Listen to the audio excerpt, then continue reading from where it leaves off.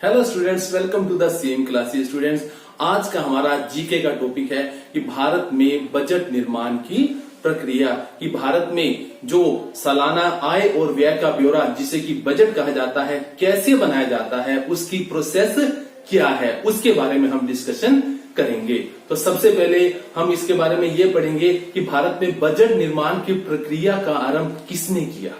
Okay, let's start. कि भारत में जो बजट निर्माण है, जो बजट पद्धति है, उसका शुभ आरंभ किया था किसने?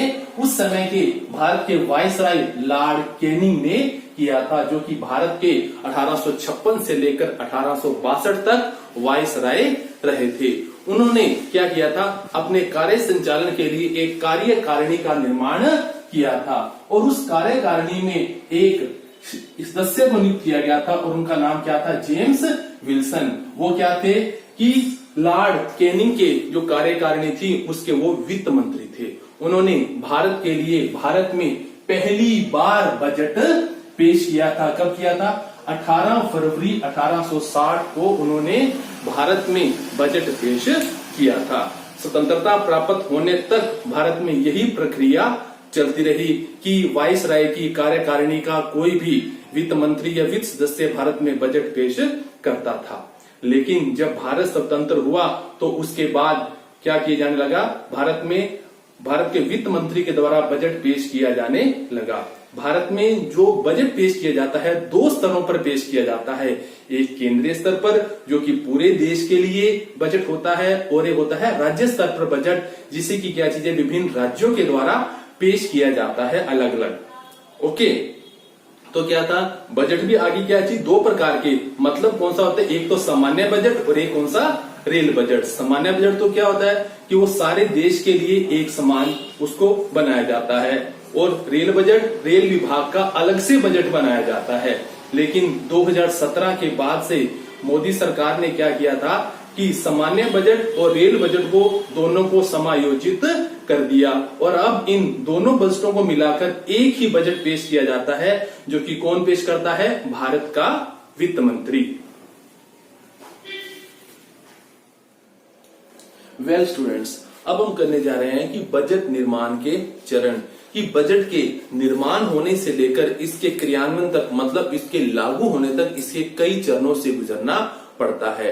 बजट निर्माण से लेकर इसे क्रियान्वयन होने तक इसे 3 चरणों से गुजरना पड़ता है। सबसे पहले क्या आता है? बजट का निर्माण किया जाता है, और दूसरा क्या? विधानमंडल की अर्थात संसद की उसके स्वीकृति दिलवाई जाती है। फिर क्या होता है? बजट का क्रियान्वयन, मतलब बजट को लागू किया जाता है। तो सबसे पहले हम क्या कर रहे हैं? बजट का निर्माण। बजट का जो निर्माण है इसके भी आगे, इसकी जो प्रक्रिया है इसके भी आगे क्या है? 3 चरण हैं। उन तीनों चरणों में सबसे पहला चरण कौन सा है? विभिन्न विभागों द्वारा अनुमानों की तैयारी। कि जब बजट का निर्माण किया जाता है तो उसके अंतर्गत क्या होता है कि जो बजट निर्माण का जो काम है वो वित्तीय वर्ष आरंभ होने से पहले ही आरंभ हो जाता है, और बजट निर्माण का जो पूरा दायित्व है वो कार्यपालिका सरकार के दूसरे अंग का होता है, और कार्यपालिका इस काम को, मतलब बजट निर्माण के काम को करने की जिम्मेवारी किसको देती है? वित्त मंत्रालय को देती है। और वित्त मंत्रालय के इस काम में सहायता कौन करता है?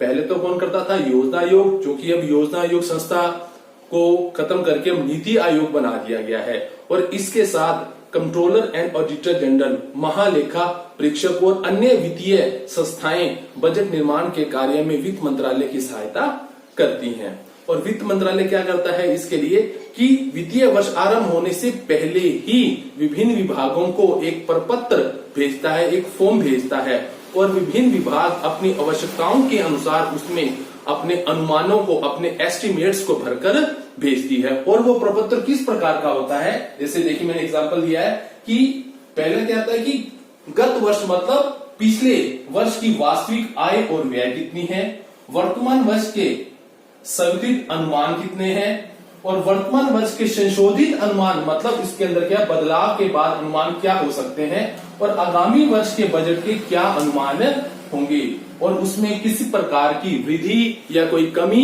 होती है। इस प्रकार का प्रपत्र बनाकर वित्त मंत्रालय विभिन्न विभागों के पास भेजता है और विभिन्न विभाग अपनी आवश्यकताओं के अनुसार उसमें अपनी जानकारी लिखकर भेजते हैं। वेल स्टूडेंट्स, अब बजट निर्माण का दूसरा चरण क्या होता है? बजट निर्माण के दूसरे चरण में बजट की महालेखापाल कौन होता है? कंट्रोलर एंड ऑडिटर जनरल के कार्यालय में इसकी जांच। मतलब क्या है कि जब विभिन्न विभागों के द्वारा बजट के अनुमानों की पूरी तैयारी कर ली जाती है तो उसके बाद उसकी दो प्रतियां, उसकी दो कॉपीज बनाई जाती हैं। एक कॉपी तो उसकी वित्त मंत्रालय के पास भेजी जाती है और दूसरी कॉपी उसकी महालेखापाल के कार्यालय में भेजी जाती है। और महालेखापाल क्या करता है कि विभिन्न विभागों द्वारा जो अनुमान तैयार करके भेजे गए हैं उन अनुमानों की वो जांच करता है कि क्या इसमें कोई गलत मांग तो नहीं की गई है, क्या पिछले वर्ष इसकी जरूरत थी और इस वर्ष इसकी जरूरत क्यों नहीं है। इन सारी बातों का वहां इस निरीक्षण किया जाता है। और इसके आगे क्या आता है नेक्स्ट चरण में इसके कि वित्त मंत्रालय द्वारा अनुमानों का सूक्ष्म निरीक्षण। जब महालेखापाल के कार्यालय में जब बजट के अनुमानों की तैयारी हो जाती है, जांच हो जाती है, तो उसके बाद वित्त मंत्रालय द्वारा उनके द्वारा जो अनुमान किए गए हैं उनका सूक्ष्म परीक्षण किया जाता है। उस सूक्ष्म परीक्षण में क्या होता है कि एक तो क्या होता है स्थायी व्यय कि जो परमानेंट जो खर्चे होते हैं उसके बारे में मांग की जाती है। और उसके बाद कि प्रचलित योजनाएं कि जो प्लानिंग जो योजनाएं अब सरकार के द्वारा चलाई गई थी पिछले वर्ष उनके बारे में लिखा जाता है। और तीसरी कौन सी कि भाई सरकार के द्वारा विभिन्न प्रकार की नई योजनाएं कौन सी चलाई जाएंगी और उनके ऊपर कितना खर्च होगा इसके अनुमान लिखे जाते हैं। और ये अनुमान कैसे होते हैं? इसके बाद जब ये व्यय के बारे में जब सारे अनुमान हो जाते हैं तो आय के अनुमान तैयार किए जाते हैं कि किन स्रोतों के द्वारा विभिन्न प्रकार की हमें आय प्राप्त होगी, सरकार को कहां से आय मिलेगी। सरकार के इस कार्य में तीन विभाग, कौन सा? आयकर विभाग, इनकम टैक्स डिपार्टमेंट, और दूसरा कौन सा है? केंद्रीय उत्पाद कर विभाग, और तीसरा कौन सा है? सीमा शुल्क विभाग। ये विभिन्न विभाग सरकार को क्या करते हैं? वित्त मंत्रालय को अनुमान जो होते हैं कि उन्हें आय कहां से मिलेगी इस बात की जानकारी वित्त मंत्रालय को ये मुहैया करवाते हैं। बजट निर्माण की प्रक्रिया का दूसरा चरण ये आता है कि उस बनाए गए बजट को विधानमंडल अर्थात संसद से उसे स्वीकृति दिलवाई जाए। जैसा कि आप सभी जानते हैं कि आम धन जो होता है वो आम जनता का होता है, इसलिए उसकी सुरक्षा करना भी तो क्या है? बहुत जरूरी है। भारत में लोकतंत्रीय व्यवस्था होने के कारण जनता के द्वारा चुनी हुई जो सभा अर्थात जो विधानमंडल होता है उसे यह अधिकार प्राप्त है कि वो क्या करे? जनता के धन की सुरक्षा करे। इसके लिए भारतीय संविधान की धारा 265 में ये लिखा हुआ है कि संसद की स्वीकृति के बिना कोई भी धन खर्च नहीं किया जा सकता। और धारा 266 में भी ये लिखा हुआ है कि संसद की स्वीकृति के बिना कोई भी नया कर भी नहीं लगाया जा सकता। ओके, विधानमंडल से स्वीकृति दिलवाने के लिए उस बजट को कई चरणों से होकर गुजरना पड़ता है। जिन जिन चरणों से होकर उसे गुजरना पड़ता है वो चरण इस प्रकार हैं। तो पहला चरण क्या है कि सबसे पहले उस बजट को क्या किया जाता है? व्यवस्थापिका में पेश किया जाता है।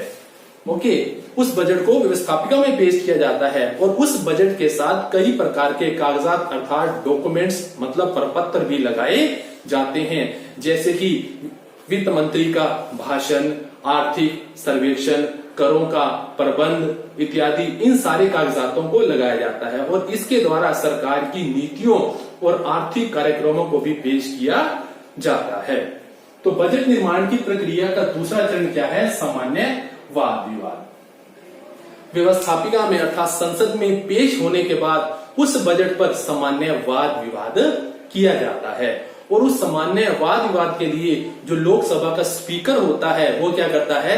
सदन के नेता के साथ विचार विमर्श करके सामान्य वाद विवाद के लिए एक तारीख को निश्चित करता है और ये तारीख बजट के पेश होने के लगभग एक सप्ताह बाद ये तारीख निश्चित होती है। और इसके अंतर्गत बजट की जो सामान्य व्यवस्थाएं होती हैं, धाराएं होती है, उनके ऊपर क्या किया जाता है, सामान्य वाद विवाद या चर्चा की जाती है और इस चर्चा का समय 2 या 3 दिन का होता है। नेक्स्ट चरण क्या आता है कि इसके बाद इसका तीसरा चरण है, उसमें ये कि जिस अधिवेशन के दौरान उस बजट को पेश किया जाता है उस अधिवेशन को 1 मास के लिए स्थगित कर दिया जाता है और संसद की जो स्थायी विभागीय समितियां होती हैं उन समितियों द्वारा मंत्रालयों की अनुदान मांगों पर विचार विमर्श करना। मतलब क्या होता है, संसद की कुछ स्थायी समितियां होती हैं और वो स्थायी समितियां क्या करती हैं, अधिवेशन जब 1 महीने के लिए स्थगित हो जाता है उसके दौरान वो विभिन्न विभागों की जो उन्होंने जो अनुदान मांगे की होती हैं उन अनुदान मांगों का वो औचित्य देखती हैं कि इनका क्या लाभ है, इनका क्या औचित्य है, इनकी क्या जरूरत है कि ये मांग की गई। इन सारी बातों को निश्चय करने के बाद क्या होता है कि दोबारा जब संसद का अधिवेशन होता है तो वहां उन पर दोबारा चर्चा की जाती है। तो नेक्स्ट चरण क्या आता है, अनुदान मांगों पर मतदान। जब विभागीय समितियों के द्वारा उन अनुदान मांगों पर विचार विमर्श हो जाता है तो फिर इसके बाद संसद में उन अनुदान मांगे की गई हैं उनके ऊपर मतदान किया जाता है संसद के द्वारा। ओके, तो इसके बाद अगला चरण क्या आता है बजट निर्माण की प्रक्रिया का, कि विधानमंडल से स्वीकृति दिलवाने के लिए कि विनियोग विधेयक पास करना है। विनियोग विधेयक का क्या मतलब होता है, जब अनुदान मांगों पर जब मतदान हो जाता है तो उसके बाद जो बातें बच जाती हैं वो क्या कर लेती हैं, कानूनी रूप धारण कर लेती हैं। और इस विनियोग विधेयक के द्वारा क्या हो जाता है कि बजट के अंतर्गत जो राशि प्रस्तावित की गई है उस राशि को क्या किया जाता है, सांसद की जो निधि होती है, संचित निधि होती है, वहां से पैसा निकालने का अधिकार मिल जाता है। ओके, तो अगला चरण क्या आता है इसका, कि राज्यसभा या विधान परिषद के द्वारा उस पर विचार विमर्श करना। जब विनियोग विधेयक पास हो जाता है, जब अनुदान मांगे अपना कानूनी रूप धारण कर लेती है तो उस बिल को क्या किया जाता है, उस विनियोग विधेयक को क्या किया जाता है, उसे राज्यसभा, एक लोकसभा सदन होता है और एक राज्यसभा, तो उसे राज्यसभा में पेश किया जाता है। और जिन राज्यों में विधानमंडल भी है और विधान परिषद भी है तो वहां विधान परिषद में पेश किया जाता है। राज्यसभा हो या विधान परिषद हो, वो इसे अपने पास इस विनियोग विधेयक को 14 दिन तक अपने पास इसे रख सकते हैं। इस 14 दिन के दौरान अगर वो इसको पर कोई प्रतिक्रिया नहीं देती तो वो विनियोग विधेयक अपने आप ही पास माना जाता है और उसके बाद उसे राष्ट्रपति के पास स्वीकृति के लिए भेज दिया जाता है। हाँ, इस 14 दिन के दौरान राज्यसभा या विधान परिषद अपनी कुछ सिफारिशें उसके साथ लगाकर भेज सकती है, लेकिन उनको मानना या ना मानना लोकसभा की इच्छा पर निर्भर करता है। नेक्स्ट स्टेप क्या आता है, वित्त विधेयक पास करना। जब राज्यसभा या विधान परिषद से विनियोग विधेयक पास हो जाता है तो इसके बाद क्या किया जाता है कि उस बजट से संबंधित आय के स्रोतों का वर्णन किया जाता है कि उस बजट के लिए जो बातें लिखी गई हैं, जो अनुदान मांगे की गई हैं, उनके लिए आय कहां से मिलेगी, सरकार के आय के स्रोत कहां से होंगे, कहां से कर लगाए जाएंगे, कहां से करों को इकट्ठा किया जाएगा। इन सारी बातों का एक अलग से बिल होता है और उस बिल को क्या कहा जाता है, वित्त विधेयक कहा जाता है। और इस वित्त विधेयक को लोकसभा से पास होने के बाद उसको राज्यसभा में भेजा जाता है और राज्यसभा से जब ये पास हो जाता है, अर्थात दोनों सदनों से पास होने के बाद ये कहां चला जाता है, राष्ट्रपति के पास स्वीकृति के लिए इसे भेजा जाता है। और इसके बाद कि विधानमंडल से स्वीकृति के लिए अंतिम चरण क्या आता है कि जो विनियोग विधेयक है और जो वित्त विधेयक है, इन दोनों विधेयकों को राष्ट्रपति के पास स्वीकृति के लिए भेजा जाता है।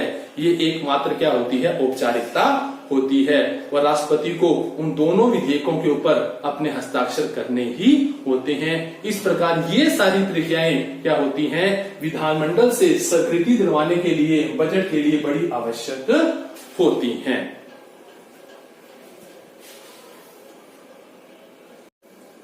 बजट को राष्ट्रपति से स्वीकृति मिलने के बाद बजट का अगला महत्वपूर्ण चरण क्या आता है, बजट का क्रियान्वयन, कि बजट को लागू कैसे किया जाएगा।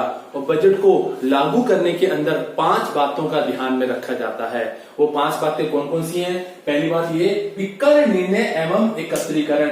भी करों का वहां क्या हो जाता है, निर्णय हो जाता है भी किस चीज से कौन सा कर नया लगाना है या कौन सा कर को बढ़ाना है या किस कर को खत्म करना है। ये सब निर्णय होने के बाद उन करों को जो कर मतलब जो कर लगाए गए हैं उनको इकट्ठा करने की बात आती है। और बजट के क्रियान्वयन में मतलब क्या कि पहला चरण ये है कि करों का निर्णय किया जाता है और उनको इकट्ठा कैसे किया जाएगा, कौन सी एजेंसी उसको इकट्ठा करेगा, कौन उसको इकट्ठा नहीं करेगा, इन सारी बातों का निर्धारण किया जाता है।